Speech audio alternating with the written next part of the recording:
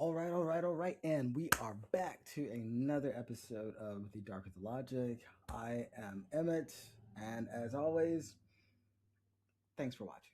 So today, I have started with this new thing of, doing the debate speeches because I always talk about this on TikTok, how I'm always watching these debate videos. And I thought probably time that I started doing actual debates, like showing them and then talking about them. So enough of the get-go. So today we have Dave Rubin, or as I like to call her, Davina Rubin, and surrounded by, I believe it is 20 far left Democrats. And so if you are not aware of what Surrounded is, it's by Jubilee. It's essentially you're taking one person that is going to debate a whole myriad of people. These people have to go rush in, and do all that. They get voted out if they're not making enough sense. I think it's a great idea, but sometimes I don't. And I will tell you this before we get into this. The reason why I don't like Jubilee is because you do, like, I think mainly it's usually the opposing people that have typically the losing side. So mainly like MAGA supporters and stuff like that. They come on because they want to be noticed. That's it. Now, there are a lot of other surrounded videos that I will be doing in the future that you will understand, and I will point out that, quite frankly, they are just trying to get attention. They have no clue about what they're saying. They'll keep saying the same things, and then what they are most notably known for doing is just steamrolling a conversation. Right? They are political trains without brakes. Wow! And I understand the reason why a lot of them do it is because A, they know they can't actually debate. So if I keep talking over you, that means that you can't actually debate me back. You can't have a rebuttal. Then number two, let me just run out the clock. That is one of the biggest things that I've seen is let me try and run out the clock on these people. So I will just keep talking over and over and over and over and over and over until the clock runs out. And then I can sit there and say, oh, see, I was one. I crushed them. I destroyed them. Right?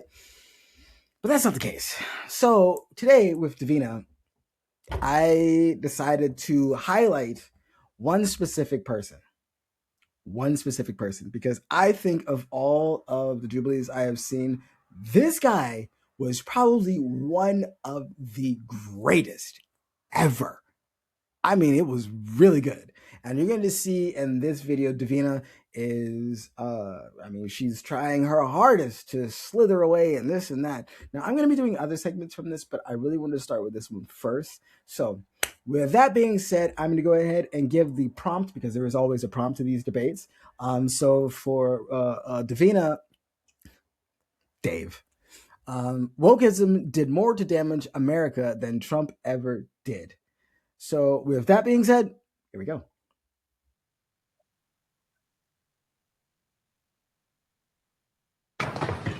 You guys are slow, bro. How's it going, Dave? You're quick. How you doing? So I just quickly wanted to recognize, I love this, by the way. You have a very unconventional household, and wokeism has brought you that household, right? To live with your husband, to have your two children, or conceive through surrogacy. So, and I appreciate wokeism didn't bring that. Equal rights. So, but I just wanted to preface this by saying that everything Dave Rubin is saying is complete horse crap. Starting out with this gentleman just basically said that everything that you are doing, the way that you are, all of this is because of woke. Quite frankly, it is literally because of wokeness, or wokeism, or whatever they want to call it. And for him to just be like, no, woke didn't do that. No. People just being, conscious of who I am and what I am and trying to allow me to live. That's not being woke. No. Anyways, continue.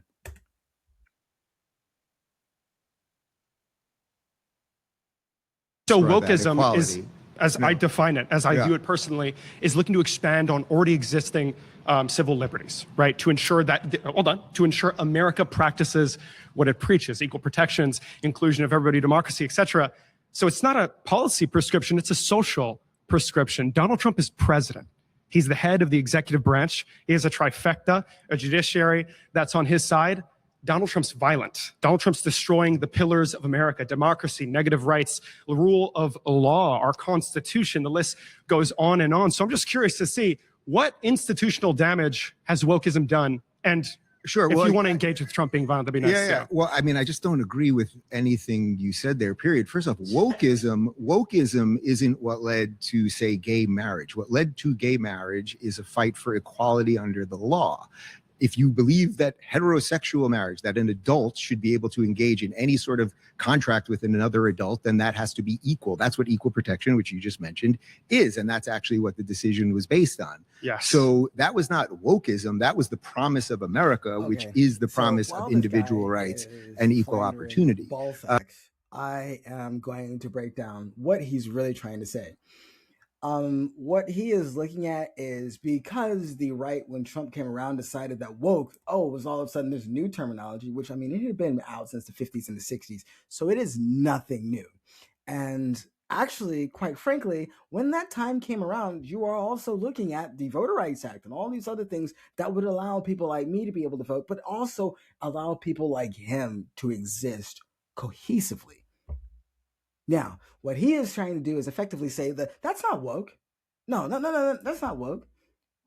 Woke is them saying that what we want is bad. But you can't, there's no way that you can stand up in a group of well-educated people and say that the concept of what woke is has not led to who he is and what freedoms he's allowed at this moment. Like, this was probably one of the most disingenuous things I've heard him say. I mean, considering that, there was a person before that was basically clowning on him because it's like you're friends with a guy that hates you and your kind, but you're gladly saying that you wanted to invite him in for dinner. Like, okay, like, it just, these are the things that I don't understand. Like, this gentleman came out and, I mean, he completely laid it all out there and was like, hey, the idea of what woke means, what it stands for, is why you are able to be who you are and have your husband and have your child, your adopted children. That is what woke is. It's understanding another group's plight and then trying to give them the same equal protections and equality that others do. Well, that one group does. But I think what Dave Rubin is really trying to fight for is napkins' rights. And now, let me go ahead and remind you, if you haven't been watching my show or this is your first time, I use napkins to refer to people like Dave Rubin. And napkins, they're everywhere. And they're probably some like the most space taking up things that you can have. But what do? They're dirty. You wipe your hands off them. You throw them away. They are not good for anything else, right? That's what, the white supremacy and all that stuff is. That's all it's good for. So what he is trying to say is that it's not woke if it helps me, the white guy. No, that's not woke. No. It's only woke if it's some black person trying to say something against a white person. Which, I mean, like, that was the stupidest thing for them when they kept saying that, well, woke just means that, we want little white kids to hate themselves. Really? And what measure is that? When you have been teaching black kids to hate themselves. So, tit for tat, huh? But I just find it interesting that he was okay with using this kind of rhetoric to justify why woke is bad when woke is what got you where you are. Anyways, continue.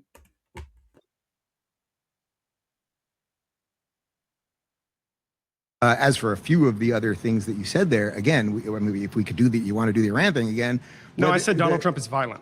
Yeah, so Donald Trump is violent in what sense? So I also want to mention the reason why you left the left, correct me if I'm wrong, is because you believe progressives were turning to authoritarianism. Am I correct there? I mean, that was your PragerU video. You said it, you can't deny it. I had to. Settle down, Chip. There was a panoply.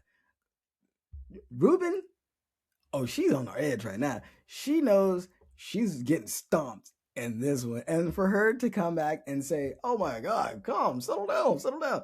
It's that old trope that, Democrats are, they're so wild and all this. It's almost kind of giving him the angry black women trope, settle down. It's like, well, dude, you're over here lying and you're this and you're that and you're running and you're hypocrisy and your ironic behavior, your idiocracy, all of these things. And Davina, I'm not going to stop calling her Davina. I'm going to call her Davina. Fuck it. It is what it is. But I think that the idea that this gentleman is laying out the facts for why he is so completely wrong, and then for Davina to step in and be like, "Oh, settle down." That's all you can get out of it. You couldn't answer this guy's questions. You decided you want to run off and do something else, but in order to make yourself seem like you're the most responsible person, well, calm down, calm down. I tell you. Anyways, continue.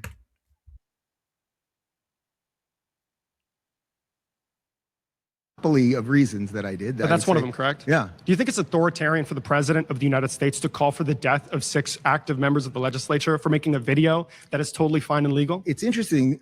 Oh, well, first off, you're talking about the video where they basically Mark Kelly and several of these guys were basically saying if you're in the military, you can go against Trump and all those things. I think that this is like very good stuff to really pay attention to. Notice what he did not say. He did not say that it is okay to go against unlawful orders. He just made it seem it's okay to go against the president. You see how they always they will cherry pick and break down because they know at the end of the day, they are absolutely wrong. To sit here and be like, they were trying to attack the president. Like, that's complete trash. They said that you do not have to follow unlawful orders. That's it. That's it. And the president wanted them hanged for it. And I think it's interesting because look at exactly what's happening. I just got notifications just recently that they were saying that there was 5 more boats to be that were bombed, or 3 more boats that were bombed. And I think it's like over 250 some people now that have been murdered by Trump and his crony regime.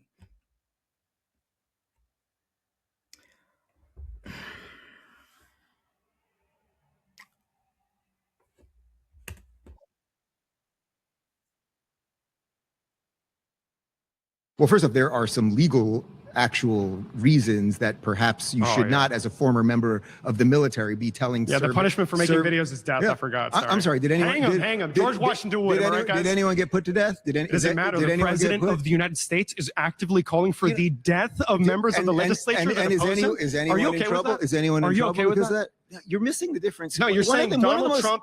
Okay, hold on. Hang on. Let's just understand the prompt here. You said wokeism has done more damage than Donald Trump ever did. So can you tell me a single time wokeism is doing something remotely similar?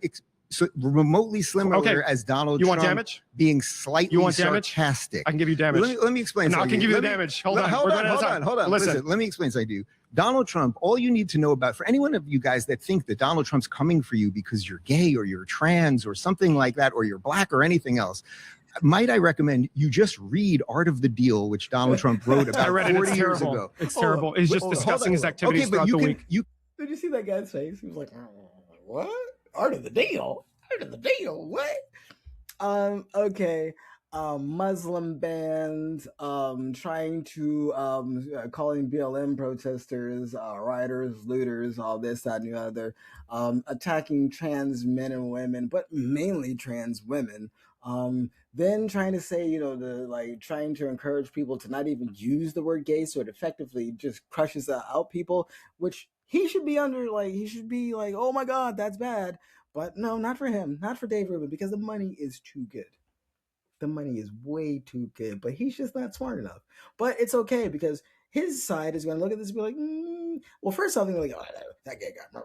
But he says whatever I like to hear, and he's willing to go against his own people. So yeah, okay, yeah,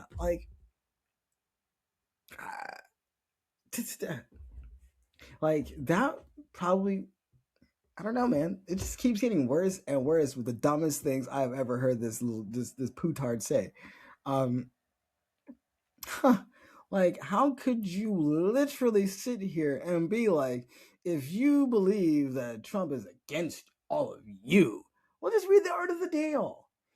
Really? Why would I want to read the Art of the Deal when I can see all of his actions? I can see the executive orders that he's put out. I can watch all of his press conferences that he has put out. I can see all of the actual policies that the actual policies that they're trying to put out. And those policies are to try and discredit people like myself, people like him, and then others that are in a minority. Anyways,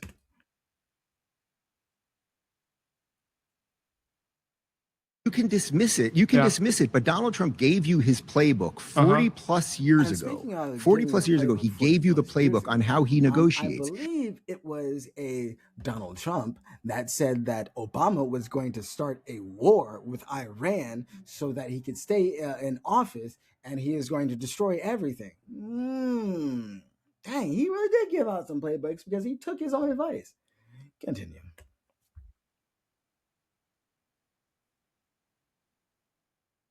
He leads with crazy So this is irrelevant things. to what I'm currently talking about, right? No, it's completely... No, you asked me about damage. I can give you examples, but you don't want them because you know you're going to get fried. No. No, that is the truth. It's completely Donald Trump irrelevant. tried to rewrite the Constitution via executive order with Executive Order 14160. And it was followed up by 141601, where they used this to target individuals for pro-Palestinian speech like Mahmoud Khalil. And this was already ruled upon, by the way. All right. I'm sure you know about this, correct? Okay, but he tried to rewrite the Constitution via executive order. Can the president do that? There's a difference. Can the president do that? Hold on. If you're not paying attention to it, you'll miss it at the last second. So I just want to give you enough time to read this real quick. But I mean, free speech, guys. Free speech. It's only free speech if it's MAGA speech. Anyways, continue.